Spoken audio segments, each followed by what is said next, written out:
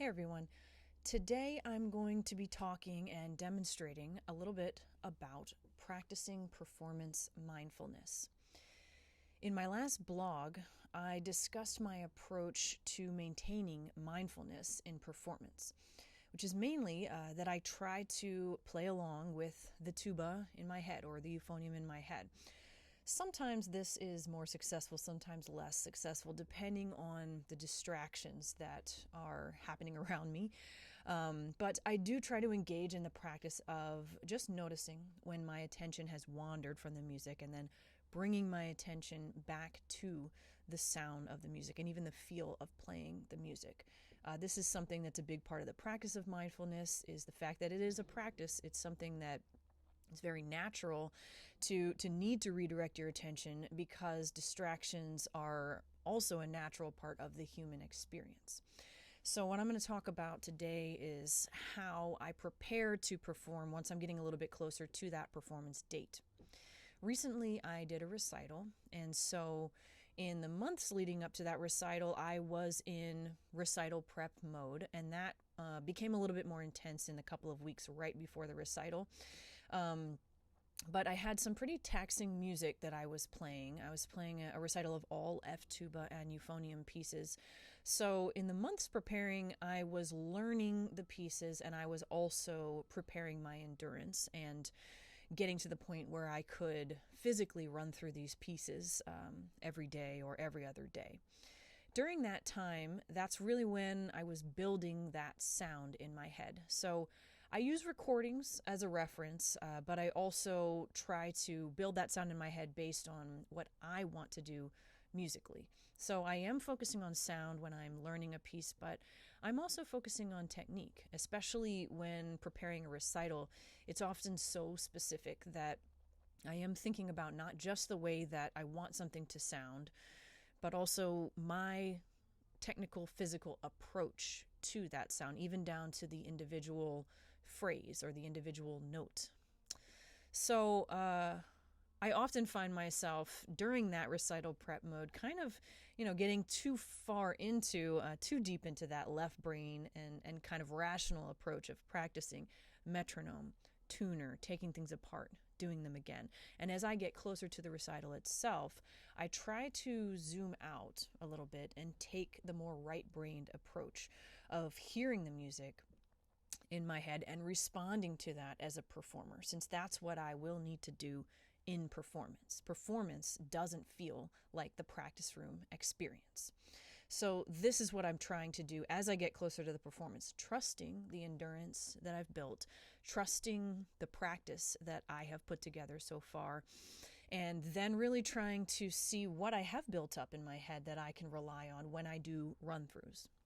So, after a couple months of practice, I know a piece pretty well mentally, but it's time to start testing myself, perhaps by singing. Again, I do use recordings maybe to sing or play along with, but that's something that I kind of have to force myself to do because my approach has always been, well, I'll just practice more when something is maybe a little bit more difficult for me. And as I get closer to a performance, I have to, again, trust the practice that I've put in and put in a little bit more mental preparation. So what I have today is an example for you from a piece that I played on this recent recital, the suite for horn, tuba, and piano by Barbara York, called Dancing with Myself.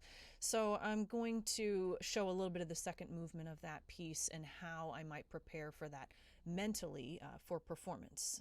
So as I get closer to a recital, I'm going to be in run-through mode, seeing how that goes, but I'm also going to incorporate elements of singing, elements of buzzing into that so that I can continue to strengthen that connection between my brain and my lips and this whole mechanism here that needs to go into playing. Ideally, in a performance setting, I'm not thinking about this mechanism, so I need to shift my focus to, again, the sound in my head. So this is a duet for horn and tuba, and it's a good kind of singable thing to practice because it has this ascending line. Each note that I play, each measure goes up by step within the key. So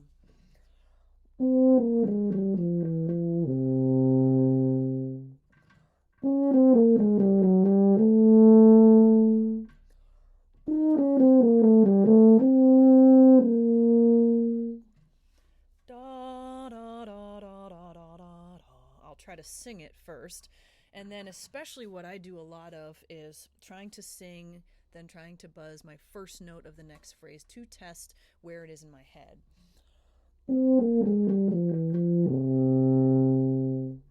Da.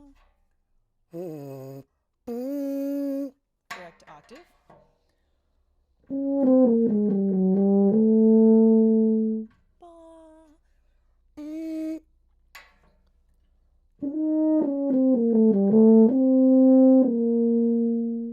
So I'll do little spot checks of moments where I really need my ear to be in place, because I have to just come in. In this case, I'm coming in on a C, a D flat, and an E flat above the staff. So these are places where the horn is playing a melody. I'm just coming in after that. The piano is playing as well. I need to be able to really just come right in effortlessly on some of these higher range notes.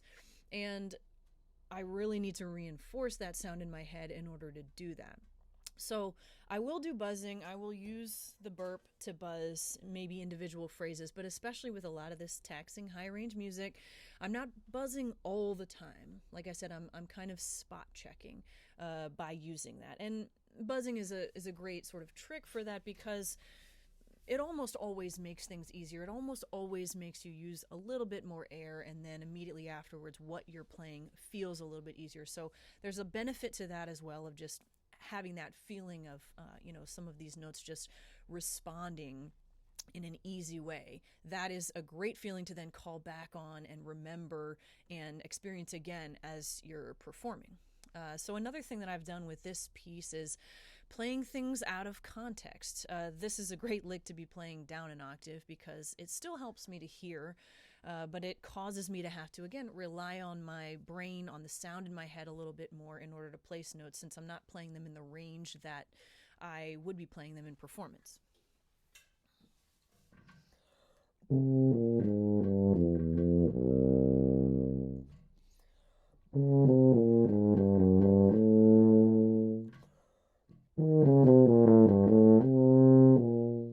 So sometimes I will even combine the two octaves and see if I can go back and forth between the two.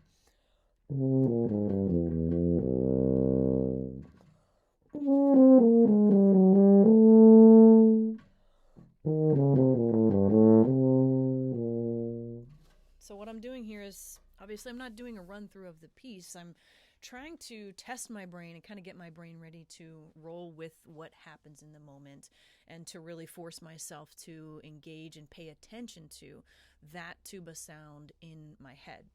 So whatever I can do to force that to happen. This is more a mental exercise than it is a physical exercise, but I am a believer in the down the octave practice when it does help to reinforce the melodic idea that you're playing and get it into your head a little bit more. That always helps. Now, as I'm doing this, I'm trying to pay close attention to what's going on mentally, and I'm trying to correct any lapses in attention that might happen. Again, just trying to notice them and bring my attention back to the music. That's what all of this is about. So believe me, my attention goes all over the place when I'm playing and when I'm practicing. So during those couple of weeks, especially right before a recital, I am really trying to check in with that and to focus in on what was I thinking during that performance. So that's a little bit, the singing, the buzzing, the taking things down an octave, or even taking things up an octave, changing things around.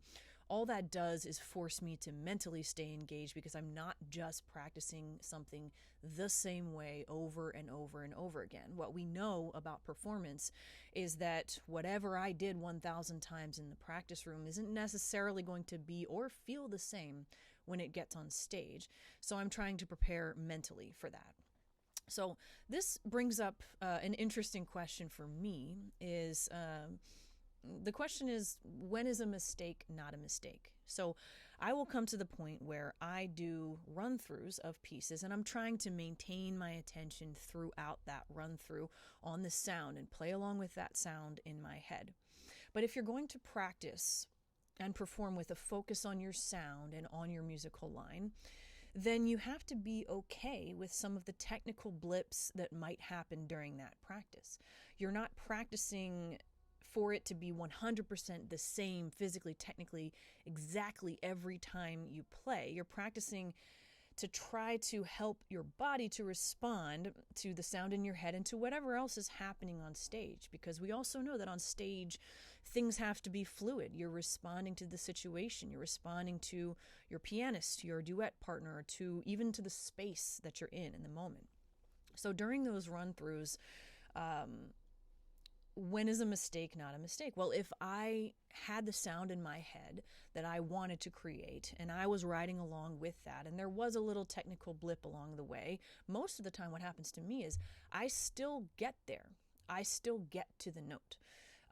It just might be a little bit late. It might not be as pretty as I wanted it to be. It might not feel like the last time that I played it. But I'm still counting that in the win column if I was able to maintain my focus. So I think we do this thing as musicians a lot, is kind of beat ourselves up about missing a note. Well, when you miss a note, that could be one of hundreds of things that happened. What I'm interested in is, was I able to maintain my focus? Was I able to maintain the musical line, which is really the point of everything that I'm doing in this performance? So I am trying to ask myself after I do a run through, how was my attention? Did my attention wander? Was my attention wandering in that moment that I, flubbed that note? Well, if it was, then that's something that I want to go back and examine again and just keep trying to do. It's almost impossible to evaluate all this stuff in the moment. So, of course, you do have to record yourself, because the other thing that'll happen is you'll be in the moment, you'll be focusing on the sound in your head, and you won't really be 100% aware of maybe the audience experience. I would say in performance, that's actually what you want. If you record yourself and you come back later and you notice things that happened that you weren't noticing in the moment, maybe that means that you were just fully engaged in the moment and performing and rolling with it. That's exactly what we're trying to practice here. So you need the recording to go back and say, okay, let's circle this moment. This note was out of tune. I'd like to go over this attack or this approach again and get into all of that left brain side of things. But in the moment, especially leading up to a recital performance, a solo performance or something like that, or even any kind of performance, what we're trying to do is practice listening to that voice in our heads, listening to that instrument in our head that we're playing along with, and experience that as you would experience it in performance. The one last thing I'll say about this is that performing on an instrument is a complete sonic and physical experience. So for me, yes, I'm trying to play along with what I hear in my head, but I also play by feel. I can't really separate what I'm hearing from what I'm feeling and the way that my air works with my chops and my articulation in order to produce a note. So I do think that it's okay to have this combination of sound and feel and to try to be focusing on all of that at the moment. But just be aware that that looks different for everyone. Everyone has their own sound concept in their head, and everyone has their own way of experiencing that sonic process of creating a note, creating a phrase on an instrument.